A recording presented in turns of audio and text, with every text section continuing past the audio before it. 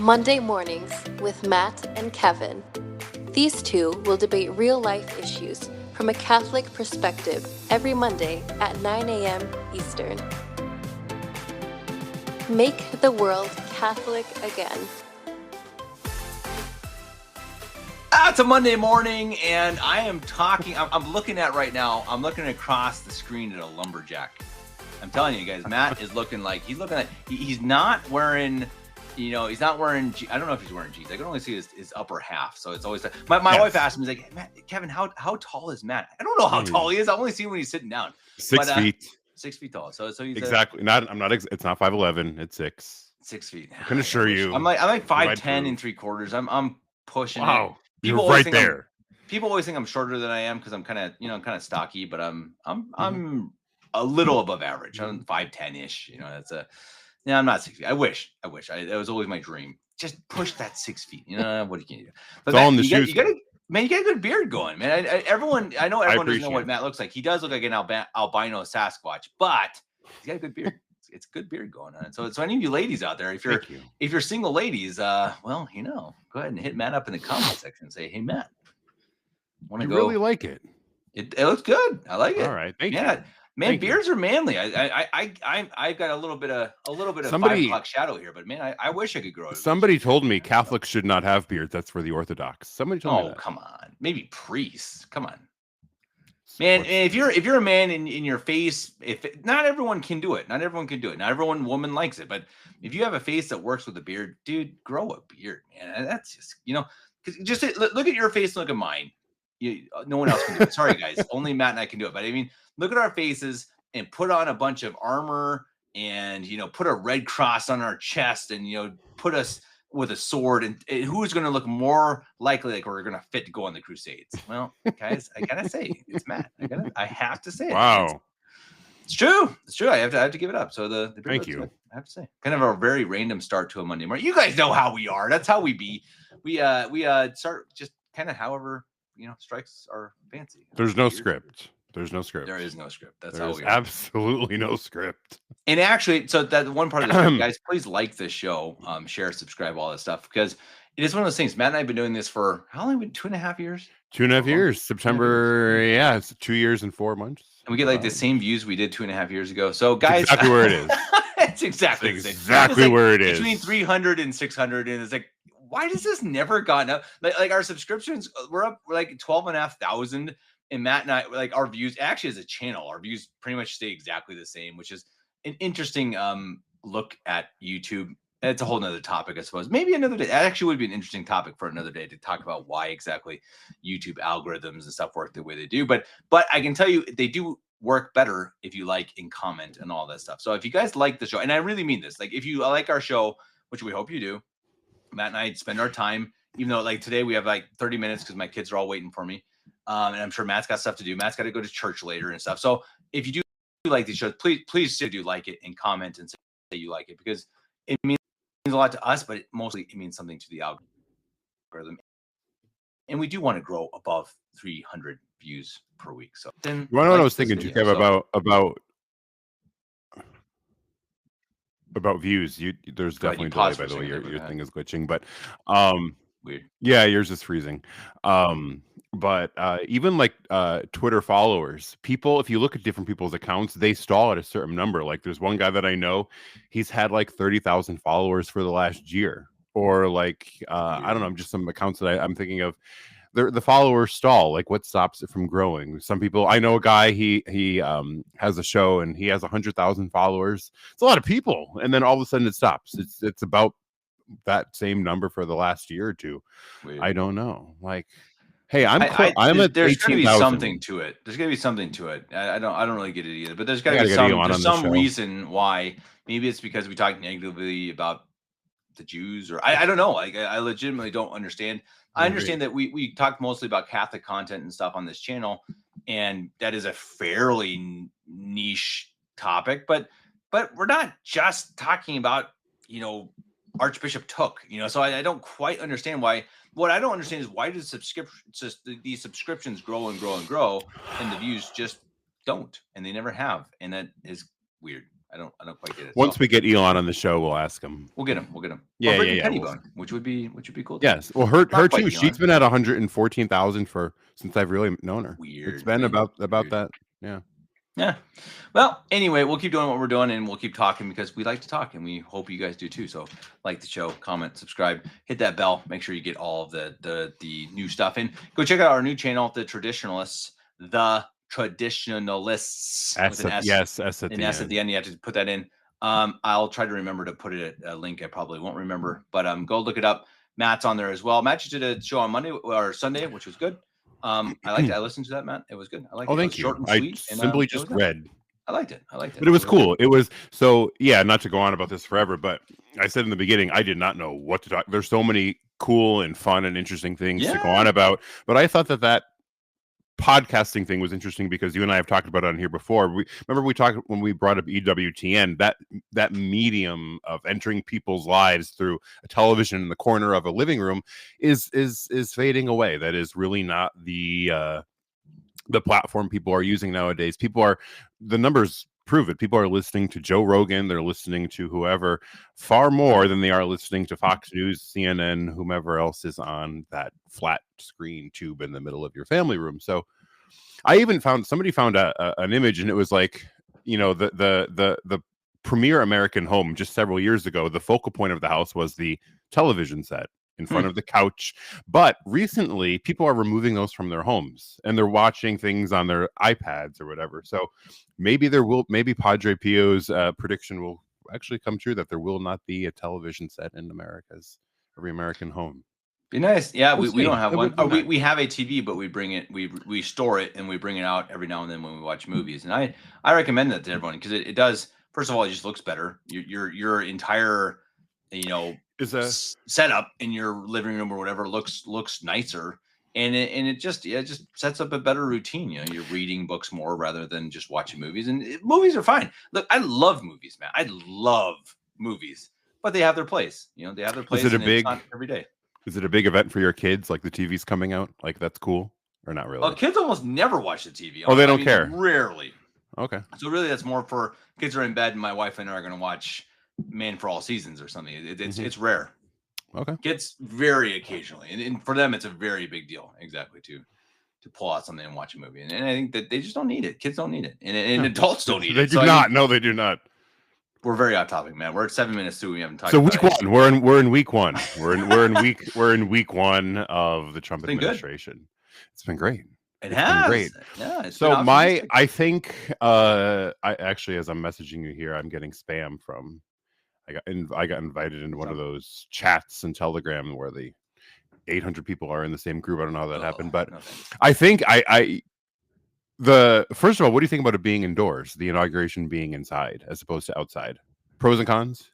Yeah, I mean, I think it's a good question. I don't entirely understand. I mean, safety obviously makes sense. And I think if you're worried about not getting the crowd that you want, then get it inside, and then you have every excuse in the world. You get the crowd. Yeah, it's true. You can just say, I know. Who knows? We'll never know what crowd we would have been. And I don't know. I mean, I don't know if that's why they did it. I think they did it more for safety and for weather, but I get it. I mean, I think it was cold, and it was supposed to be colder than it actually ended up being. Mm-hmm. But yeah, I think don't blame them. I think the aesthetics are nicer outside. I think it creates a better, because it's in front of the Capitol building. Yeah. You're up on this very high platform where almost like, the king or whatever is up on his elevated chair looking among his people. But no, I thought it was very intimate inside. I thought it was very well done. But I think, Kev, what I love the most, and I think we're seeing remnants of the 2016 campaign Trump. I think that is actually who we're seeing, because there's been a lot of talk of the Donald Trump that ran for election in 2016 and the President Trump term number one were not the same people. He was a far more of a nationalist, outspoken man than he was when he governed. I think now we are seeing the 2016 campaign Trump be president, and it has been an absolute delight. And I say that because take a look at his inaugural speech. He stood in front of Kamala, Biden, Clinton, both Clintons, Obama. Michelle was notably missing because of the affair that's reportedly going on, but whatever.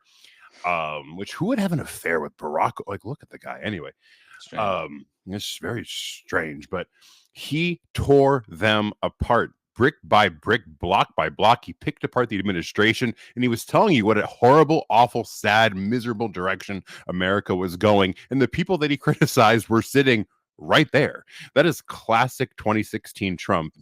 And he, unlike how he governed his first term, he took the bull by the horns and has been running with it. He sat on a chair in front of a roaring crowd of 20,000+ people and signed executive orders. That has never happened before. He went after that event. He went down to the White House, where he sat at the Oval Office desk, faced over 200, I believe, members of the press in different capacities, answered their questions while signing executive orders, while announcing what those executive orders were, and has just been steamroll after steamroll after steamroll. And I think what has been so great about this is, I was thinking, one, what if this was Kamala Harris? We would notice absolutely nothing. And two, in order to defeat the system that has been propelled against us, you have to go on the offense. You have to actually take charge and take action. And he has been doing that with dynamite. I don't agree with everything that he said or done. And I know you haven't either, especially with the AI that he's kind of pushed and hinted towards. But he has just been on a steamroll of undoing every sort of uncommonsensical act that has been done the last 4 or even however many years. And there's one commentator, I was listening to him this morning. He's like, I voted for Kamala Harris and I regret it because things are starting to be put in front of me that I see that I didn't see before. And as compared to as compared to Kamala Harris, a convicted felon and whatever else you want to call him, twice impeached president, seemed more normal and had more common sense ideas than this woman who we tried to portray as normal. And I think that's very true. The percentage of people who actually believe this 84 gender thing is very small. And I think people are so tired of it, that this common sense, we used to say that term, common sense conservatism, it's really here. And I think, he's not, as you mentioned before the show, this is not King Louis IX running through the crowd champagning Viva Cristo Rey, but it has been quite bright. For the winds have shifted, and the pendulum doesn't swing dramatically one way, but I think the winds are blowing in a beautiful direction. And maybe one day, because of the way things are starting off now, we will see some greatness ahead of us. Yeah, I mean, if you start with common sense and natural law, and you go to, hopefully in 4 years, you have J.D. Vance, who is a traditional-ish Catholic, and you get his ideas, and you really isolate as a country, and you do all these things that I think that you and I would agree with. You shrink the government. These are good things, and I think these are things that lead. And I think this is, we've said this over and over, but I think it's really important to remember that I know everyone wants a St. Louis government. I do too, guys. I would love a Catholic monarchy. I would, I get it, but it doesn't happen that way. You can't just go, snap your fingers and boom, you have a Catholic monarchy. It will never happen like that. So we have to go step by step, appreciate what we get. And here's a text I saw from Tom Fitton on X, and this is interesting. I think this is what's given me some hope to see that, again, not perfect, not huge steps, but moving in the right direction. So from Tom Fitton, quote, great news for the precious lives of unborn babies. President Donald Trump just signed key executive orders that get the federal government out of the business of funding abortions with tax dollars. Yes. Trump restored Hyde Amendment protections at the Department of Defense and at Veterans Affairs. The Hyde Amendment is a long-standing bipartisan rule that prevents most federal funding of abortion, but which was flagrantly violated by the previous administration. He also stopped the flow of U.S. taxpayer dollars going to international Planned Parenthood baby killing operation, restoring what is commonly called the Mexico City policy. So, in my words, I get it, guys. He is not just banned abortion, which Matt and I both, of course, completely think that he should. But let's calm down and say, hey, look, he has moved forward to this. And Matt and I both seen J.D. Vance and Senator Johnson, that the what's it? He's Speaker Mike Johnson. Thank you, Speaker. Okay, Speaker of the House. Yeah. He is Congressman. They were both at the March for Life. That's good news, guys. Take a win. And spoke at the March for Life, and Vance had a fairly good address. I believe it was very short, but it's funny because he was up there on the stage and they had the giant bulletproof bubble around him, which is still sad in this day and age. But He was great, and he mentioned that abortion needs to become unthinkable. We need to move to a culture of life where unborn children are welcome. And I think it was even great, just to kind of piggyback off that a little bit, was to just see all of the families at the inauguration and the party that followed. JD Vance's three kids were acting like three little kids. It was just great to see, because you don't often see that in politics. And I was thinking of, Obama had children, they all had children, but I don't know, these JD Vance's wife is 38, I think I saw 30. She's quite young, relatively speaking. So, and you see like a 7-year-old and a 6-year-old just up there on the stage, just acting like kids. He was hitting his father on the head. He was leaning over the thing out of absolute boredom, because for a kid that is just sheer torture that day, among other things. And Trump's quite large family as well. So I think that's one point to make it. It's just great to see this. These are the people that they called weird, right? Yeah. Families that are married and have 5-6 children, like weird.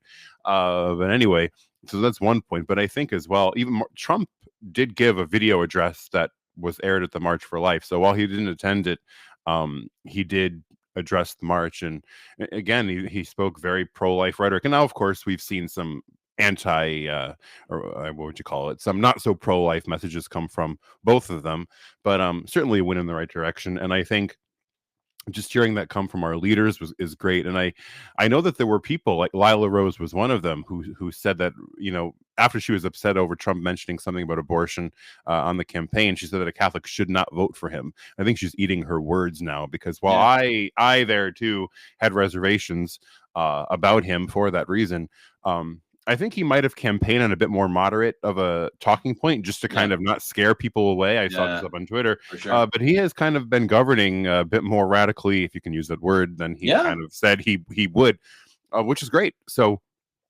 I don't know. I think there's going to be a lot of progress. I truly don't believe that they want to unleash this federal ban on abortion. I don't think they want to do it. I don't think they care to do it. I don't think it's going to be a thing. But who knows? God does touch hearts. Grace does touch hearts. And who people have evolved on their positions. So yeah, you gotta change the culture first. You have to get it into people's minds that this is wrong, this is bad, we shouldn't do this, this is murder. And which then is absurd to even talk about. I think this is 10, 20 years down the line. It just is. And I don't like that, guys. Again, I don't like it. I hate it, but it is what it is. It just you have to change culture. Well, I guess, and then you change the law. I guess you don't know, because did you expect in your lifetime, did you expect Roe v. Wade to be overturned? I don't know if I did.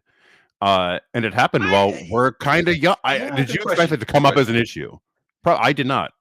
Never. I wanted it. I could have seen that the issue went back to the states. That there was sense in that. You did. I don't know. It's unfair for me to say that I was sitting there thinking that, but I mean, in hindsight, yeah, I don't know. I don't know if I ever thought, actively like, oh, that's going to change. Maybe not. Yeah, I say. Yeah. But I can see, hypothetically looking back, thinking, yeah, if you get the right president and you get the right judges, then you could say, this is not it was always a ridiculous federal overreach. Ridiculous. And I mean, that was even admitted by the most liberal judges. It's insane. I mean, it's a total insane ruling. And I think that if you look at it that way, you can say, okay, yeah, that can change. And I think that, again, I think it's going to be state law, and what we really need to look for is better governors and whatnot. We need to look for better state governments, better local governments. And I think that people really need to awaken to that and understand that that's going to change the United States and the world. The world is going to be changed by the culture set by the US. That's just how it works for whatever reason. And a lot of that culture, a lot of that law is going to be set at the local level or the state level. And that's how it should be if you are a constitutionalist. Now, what do I actually think it actually should be? It's a very complicated thing. Honestly, I don't really know. I don't know. Everyone knows my feelings on democracy. I don't know if democracy makes any sense at all. But if you're going to try to have democracy like set forth in the Constitution, then follow the Constitution, then have states' rights and have a small federal government that is literally just there to say, look, let's stay together and let's just try to not fight each other, especially in case there is war against our country. Boom, done. Yeah, of course. And now, again, I think I think there's ways to get around abortion being a state issue. I think you could certainly invoke I think it's the 14th Amendment and say, and I think that is an issue that should be. But you're right. If you want to say, if you want to play constitutionalist, abortion, like marriage, is not mentioned in the Constitution. Under the Bill of Rights, it falls to the 10th Amendment, which puts the issue towards the states. That's what the 10th Amendment says. Any issue that is not hereby mentioned in these articles of the Constitution falls to the governorship of the states, which, okay. And I think that's what these constitutional conservatives on SCOTUS did. They just steamrolled it back to the states. But I think another point to make, as well as to what's been going on these last few days, is that Trump has, first of all, he hasn't slept. I don't know how the guy has just been going and going and going, traveling from North Carolina to California. He hinted this. I read this morning, and I know we didn't mention talking about this, but he kind of hinted that the California wildfires are not natural and that it could be an enemy attack.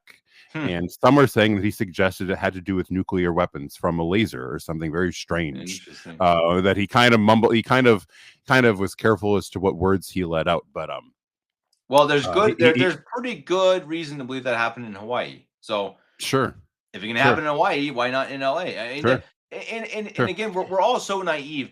And if someone says no, I don't believe that. Great, that's fine. I mean, I don't mind if you don't believe it. But what bothers me was when people hear that you say, yeah, it's possible that there could have been like laser weapons by an enemy of the state that created these wildfires, and they just like lose their minds. You're an idiot. You conspiracy theorist moron. It's like, why? You think there's not weapons from space and lasers? I mean, you think that's not possible? You think that some other countries don't possibly want us to suffer? I mean, why is this so extreme? That's what I don't. It's always this like you're just a moron because you believe that. Based on what? I mean, you can disagree. Yeah, right. Disagreeing is fine. Like if you say no, I think it's just natural. Okay, that's probably the likely solution. But just saying that, yeah, it could have been from a state enemy. Yeah, it could. Sure. That's a fairer assessment. Sure. And even I feel like we're kind of jumping around on the issues here, but there's just so much to talk about. I think one of the points that Trump made in his inaugural speech was great. He said, we raise American tax dollars, and then we take that tax dollars that we bring in and we spend it in other countries. That stops today. And again, who in their right mind would sit there and disagree with that? He brought up the point, which he did halt all funding to Ukraine, by the way. Our tax dollars here in America that we work towards go up, robbing us of our just wage, which the church says we have the right to, and then we send it to Jordan. Like, who in the right? How does this make sense to anybody? Well, and people think about this. So think about it this way: like you're a family, and you have someone who lives in a different city from you, who you've heard of but you don't know. They're not really close to you, but you've heard they're having a really rough time, and you're like, that's sad. I don't like that. But okay, you know what? We're gonna send you. And we're in debt, by the way. Our family's in debt. Big debt. Like huge. Debt. You can't even imagine how much debt we're in. But we're going to send you everything we have plus 100 times more. Oh, and by the way, it's actually not my money. It's my children's money and their children's money. And they're going to have to pay for it. But it's okay because we're just trying to help these random people who live in a different city who we don't know. And that, Matt, is the best case scenario. That's government. That's what we're being kind. That's if we're actually saying they're actually doing that in a nice way. That's what's so insane about this whole Ukrainian thing. It's nuts. It's totally, totally nuts. He was on an interview with Hannity, I think it was this week, and he goes, "I want people to know Zelensky's no angel." And I was like, "Thank you for saying that. Thank you for actually somebody saying that, because it's so tired of hearing the anti. Not that Putin's great either way, but I think Putin is a lot more rational and a lot smarter and a lot more aligned with natural law than Zelensky is, and." Not perfect, but I think there's a lot of good in Russia, and I think there's a lot of good natural order and natural law in Russia. Some of the things that we have allowed here and permitted here, Putin that were gravely immoral. Putin said that would absolutely not take place here. So there is good, and I think that it's just so great to see that like the winds have just there's just been this change, this lightness, and I was just talking to some people about it, and they were like, I didn't think I would see this so quickly in my lifetime, because that and I hope, and I want to make this point as well, that I hope the black pillars are waking up a little bit, because I doubt it. because man, it was so tiring. And I don't believe, I do think that there are conspiracy theories. I do think there are things that have been hoaxed and covered up. But the idea that the whole world is a stage is I know that is absolutely not true. And I think you see it here. People, how about this? People who were arrested either on January 6th or at pro-life events that were thrown into jail unjustly were freed and sent back to their families. Is that fake? Is that not real? Would Kamala have done that? No. Our votes and our government has made a difference. It's changed things. If Kamala had won, that would not have happened. So this affects people personally. This affects actual families that they've gotten to deal with and celebrate victory towards. People have been pardoned and freed and given their lives back, who were jailed and imprisoned and thrown away very unjustly, that Trump has taken decisive action on. Are we going to say, well, Kamala, it was they're two sides of the same coin? In some ways, maybe, but to think that who wins just doesn't matter is false. And you there in Germany, Kev, Elon has had this whole, is it the AFP? There's a party there. I don't know. I'm not AFD. I'm not familiar with it, but he's been campaigning on that there. And I've seen some tweets come out of Europe. Deutschland. So what it is. Yeah. And it just and exactly. And I don't know if you watched the interview with Musk and Vital, I think is her name, who has her own personal issues.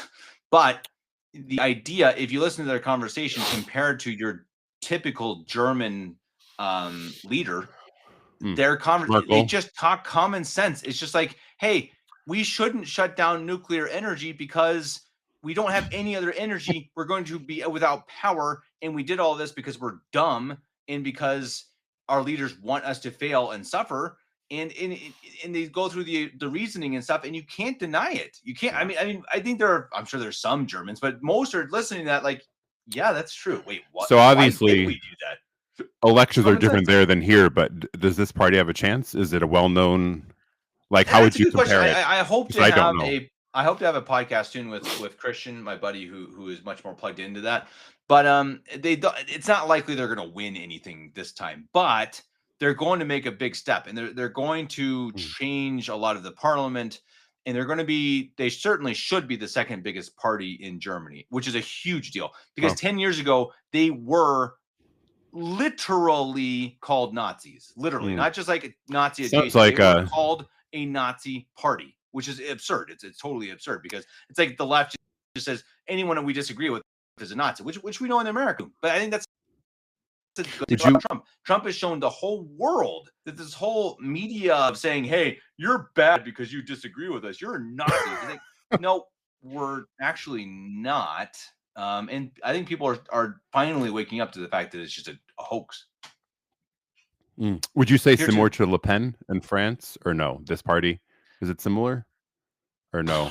It's again, I don't really know, because she has been misrepresented. I think she's not the hero that people thought, but it was considered the conservative side of France. It's the same in Italy. So I mean, again, you got to be careful what you hear from both sides, because a lot of what you see on Twitter is you have black pillars, you have realists, you have optimists, etc. It's hard to really get to the bottom of it. Like the what's the gal's name in Italy, in Le Pen. I mean, it's a good example of there's a lot of things they do wrong. They are certainly not Catholics. They don't do what we want them to do.